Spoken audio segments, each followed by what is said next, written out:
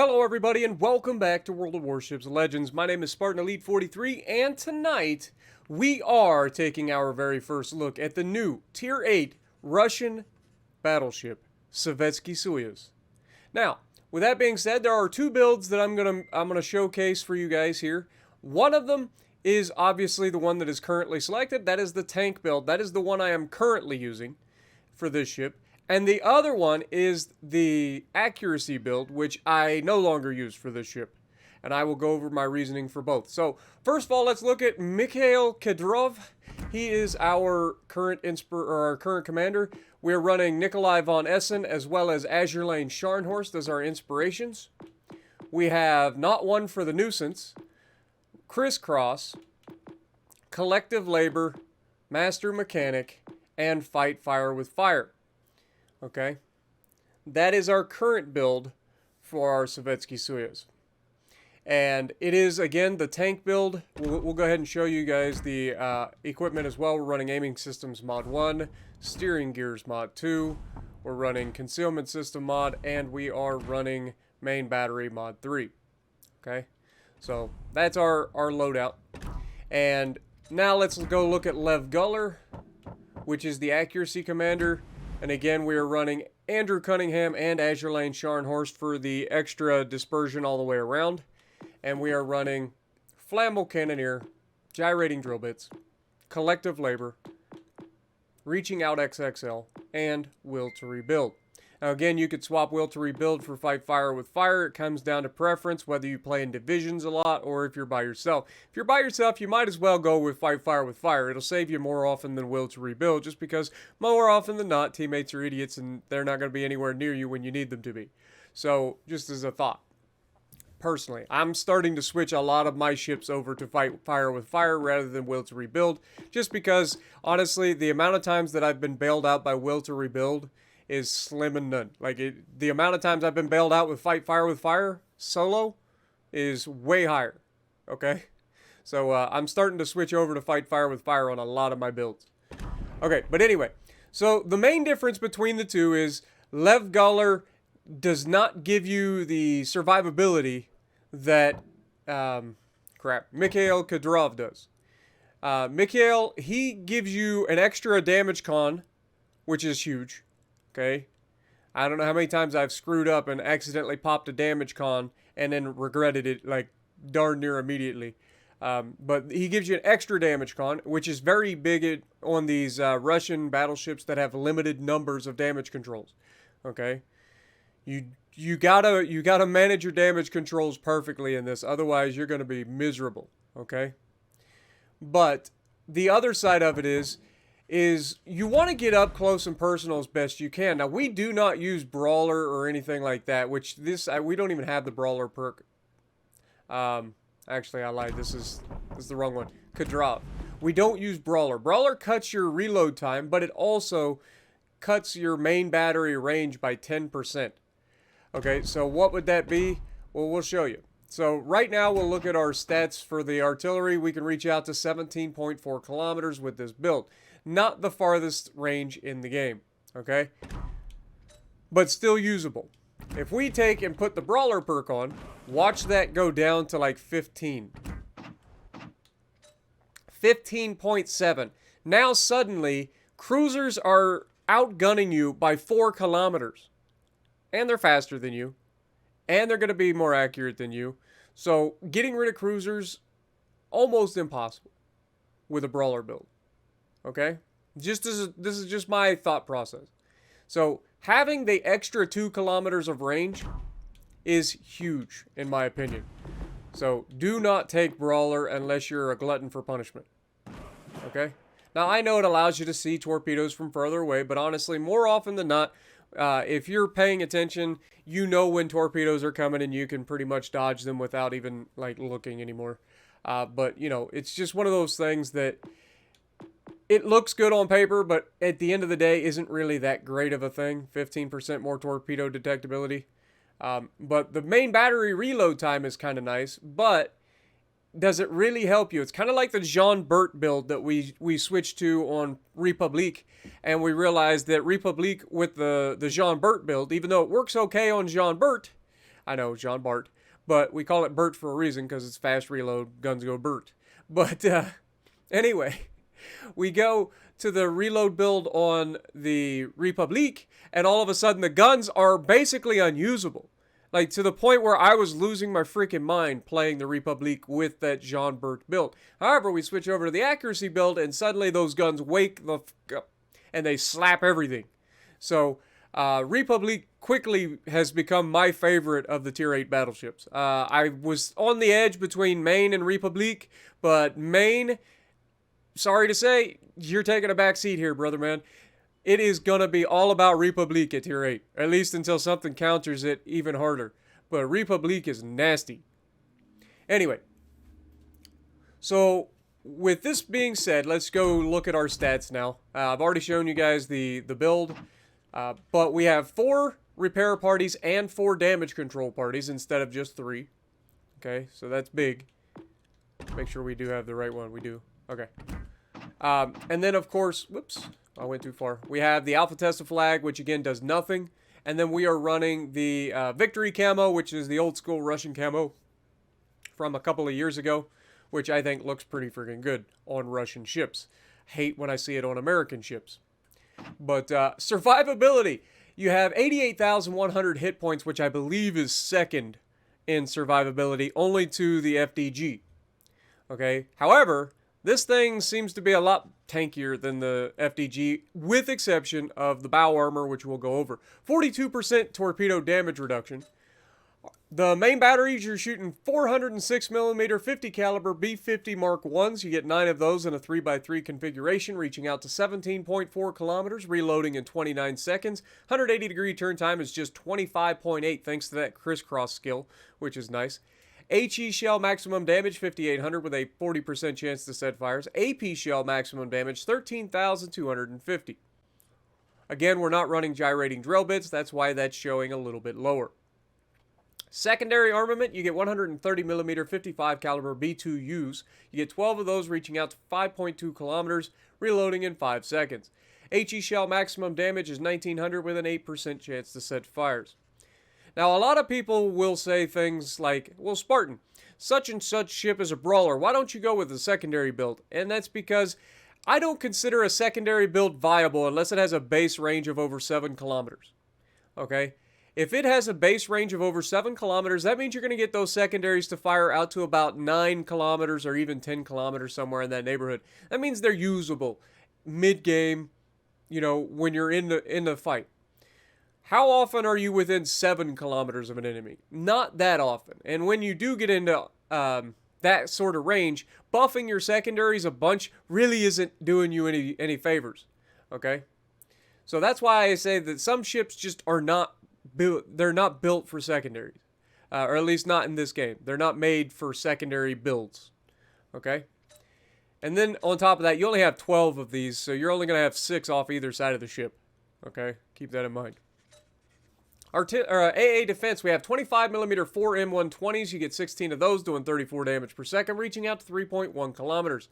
Then you got the 37mm V11s. You get 16 of those, doing 74 damage per second, reaching out to 3.5 kilometers. Then you got the 37mm 46Ks that you get 48 of, reaching out to 3.2 kilometers and doing 122 damage per second. And then you have the 130mm 55 B2U dual-purpose secondaries that you get 12 of, doing 74 damage per second, reaching out to 5.2 kilometers. Maneuverability, 28 knot top speed, which is actually a bit on the slow side considering the tier and the fact that we're not limiting that top speed with a perk like, is it gyrating drill bits that limits the top speed? I think it is. But we're not limiting that top speed. So this is its maximum top speed base. Now, obviously, there are perks out there if you go with some other commanders that might be able to buff the speed of a battleship. Don't recommend it for this, to be honest, but it's a thought. But turning circle radius 950 meters with an 11.9 second rudder shift. The rudder shift on this thing's fantastic. All right, this thing feels like a linen when it's going through the water. And if you have the linen and you know what I'm talking about, it just moves better than the Vladdy. The Vladdy felt way too long. It took way too long to turn. It's much more like an Iowa or a GK or an FDG. Like, they have those really slow rudders and they're really long ships, so they take a while to turn. This thing tends to be a little bit more agile. And I say that, I mean, it's still a battleship. It's still going to take time. But a 12-second or sub-12-second rudder shift is pretty nice on a battleship. Detectability range by sea is 13.6 kilometers. Detectability by air is 11.4. Guaranteed is always 2. And the detectability while firing in smoke is 15.2 kilometers. Now, I had an interesting question on my video of the FDG yesterday where somebody said, how can your detectability while firing in smoke be higher than your base detectability at sea? And it's simple. Because you got to think about it that you're firing your guns. So while your base detectability by sea is 13.6 in this, we have a 17.6 kilometer firing range. So when we fire our guns with nothing blocking us, then we are visible out to 17.6 kilometers. However, if there's a smoke screen between you and the bad guys, that means you are now only spotted out to 15.2 kilometers instead of the 17.6 kilometers. It was a question that I thought was a really good one that I think a lot of people probably don't understand, so I wanted to make sure we touched on it in this video so that you guys understood it. So hopefully that helps why the detectability while firing in smoke is higher than the base detectability, but why it still makes a difference sometimes. Okay? So, armor. And this is where this ship is a little bit worse than the FDG armor-wise, but also very, very good. Okay? So let's take a look at it. So we have 220 millimeter belt armor that goes, it's an extended belt armor, but not quite an icebreaker. You'll note that it stops just before it gets to the end of the ship, which means Yami still punches right through that 32 millimeter. So let's show the 32. There's the 32 millimeters.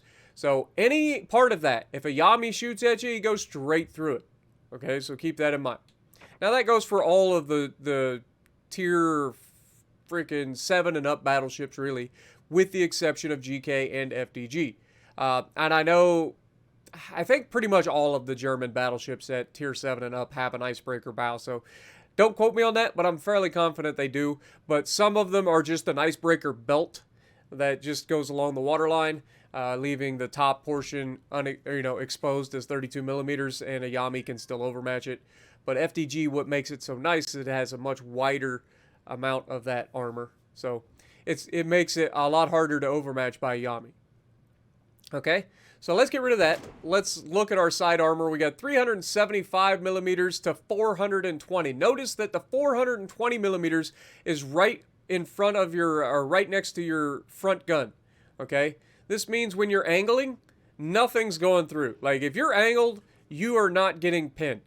However, you also got to consider the angle that the shells are coming in. A lot of those shells, when somebody shoots at the side of your ship, are going to go through the deck. So keep that in mind. It does have quite a bit of deck space that is open, not stuck with a bunch of AA guns that can absorb rounds magically. So you are going to be taking plunging fire damage that other ships get away with.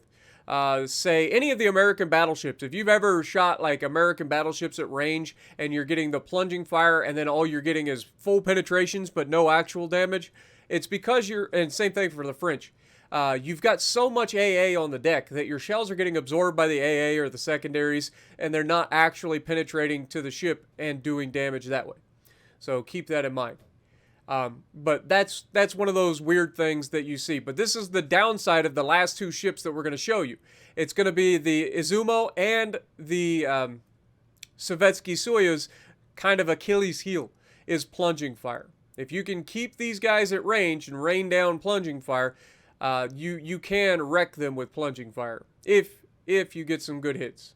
Okay, obviously there's a lot of armor on the turrets, so if you hit the turrets, you're probably going to bounce. Of course, these turrets tend to get knocked out, just like the Vladdies. If you've ever played the Vladdy, you know what I'm talking about. They don't have the most hit points in the world, so it seems like every time somebody shoots at your superstructure, you're losing gun, maybe 2 guns, so it's rough.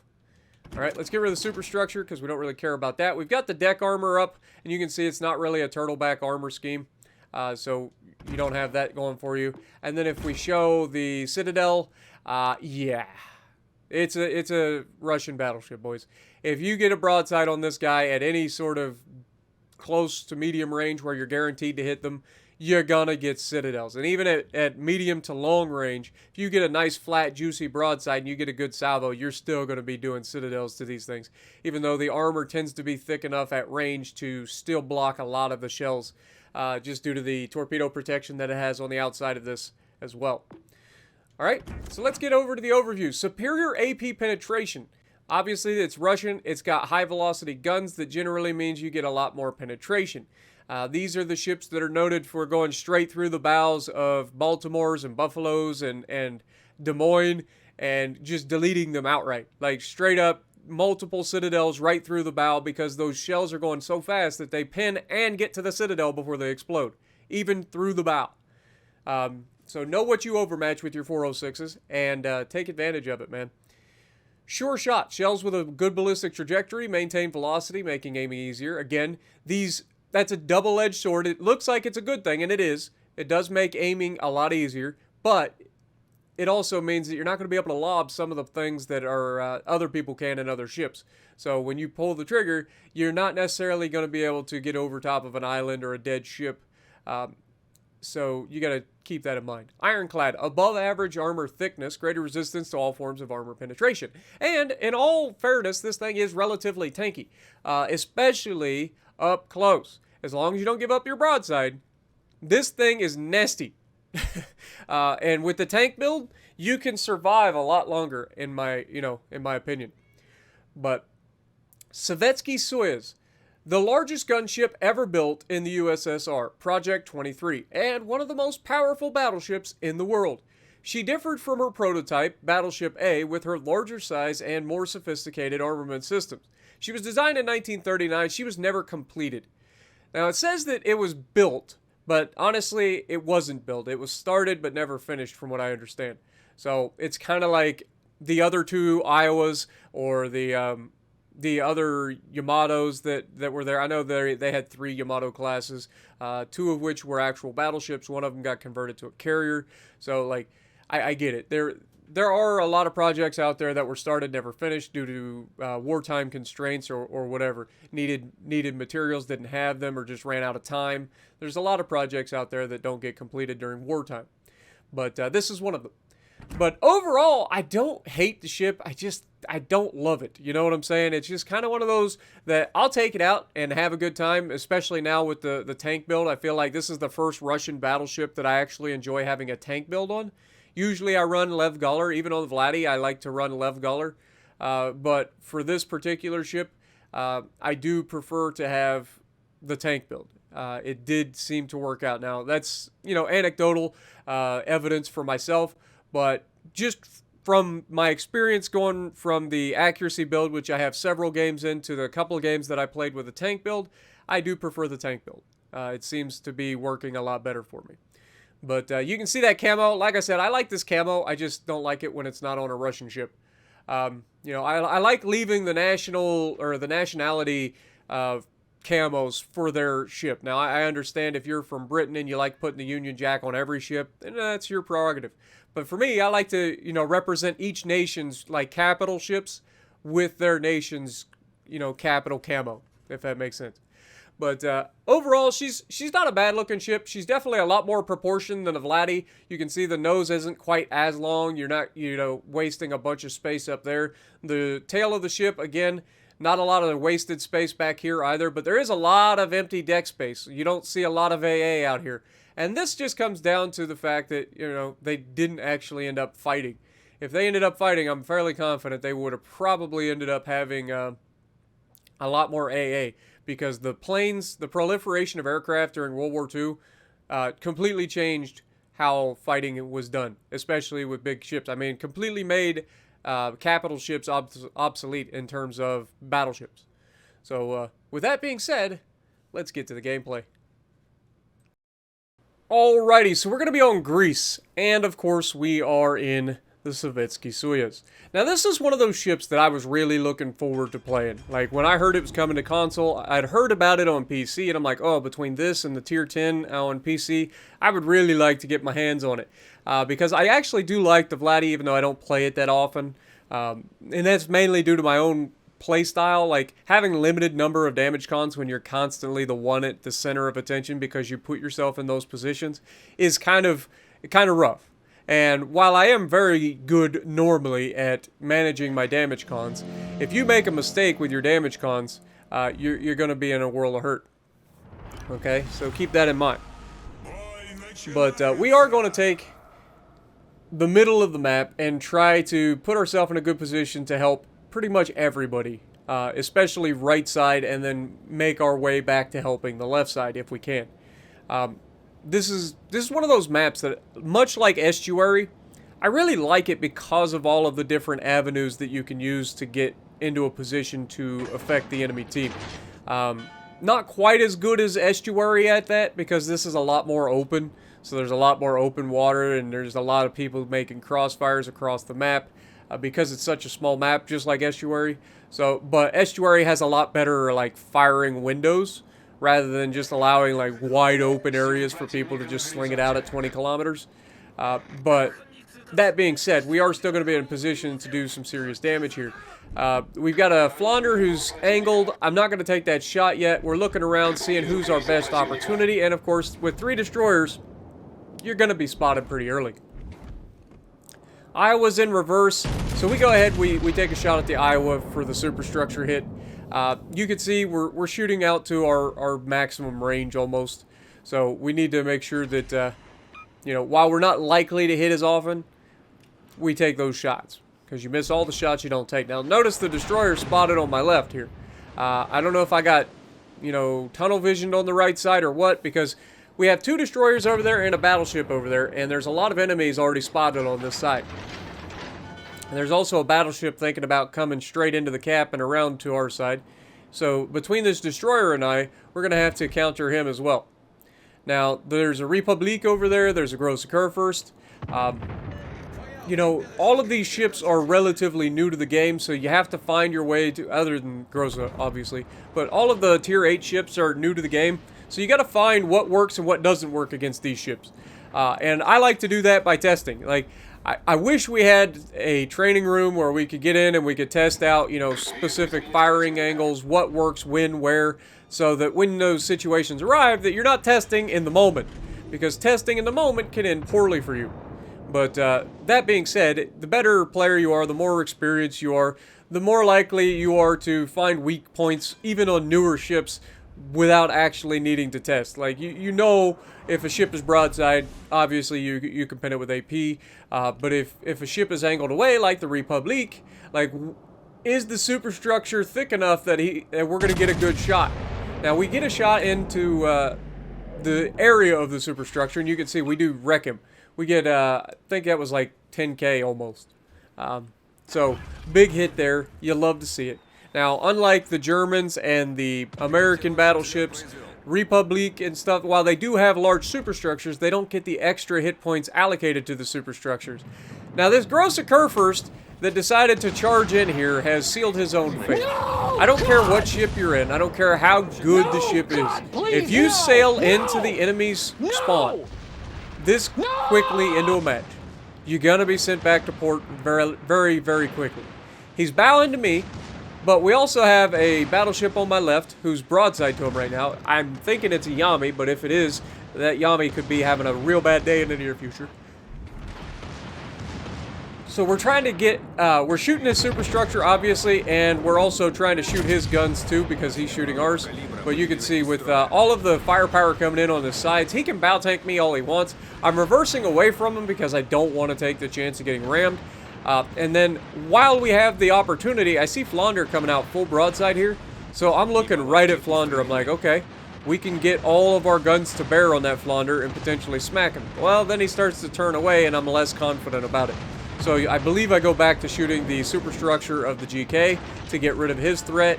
And you can see his secondaries, even though he has some of the most powerful secondaries in the game, and lots of them, they're not really doing much to us, if we're honest. We had to burn a damage con because he knocked one of our turrets. But other than that, we've been able to just sit here in front of him and take it. So that just kind of proves, I say, as the Flounder hits me with HE and sets fire. But we've got torpedoes coming in at him. He's been set on fire multiple times. He's going down eventually. And we're going to take one more shot to the superstructure, see if we can't finish him off here. And sure enough, we destroy one of his guns, break another gun, and he ends up burning to death shortly after. So, yeah, that's why we aim for those superstructure hits, boys. You end up hitting guns a lot, too, which means you're not necessarily getting as much damage. But anytime you can incapacitate the main guns of a battleship, that's almost a guaranteed damage con for most people. And that's also a situation where you are going to get your most damage when they're bow in. Like, when you're going up against an armored target that's bow in, it's difficult to get damage, or at least consistently. Now, Flounder turns towards us, which is dangerous. As we take a shot at him, and you can see we hit him for over 9,000 damage there. We have to burn another damage con because he gets a second fire on us, and I don't want to sit there on fire for, you know, forever. But that could come back and bite us here. Flounder's still broadside to us, so we're going to look at him. We're not in too much danger here. Rune's coming towards us, but he's focused on somebody else. Flounder's there. We do have a couple of destroyers here somewheres. One of them, which is in the cap with us, so we got to be careful there. But we get another huge hit on the Flounder, 16,000 damage done. Iowa comes barreling around the corner like he owns the joint, and we're going to get ready to target him as well. But I think he is starting to turn away from us. Now, Republique is right here as well. We don't want to just charge around the corner just like the freaking GK just did. We just said how that's a stupid idea, right? It would be kind of like Brandon Herrera saying, hey, all this stuff, you know, is for safety only. And then completely ignoring safety and getting yourself almost killed because you do something incredibly stupid shortly after. You know, it's one of those things.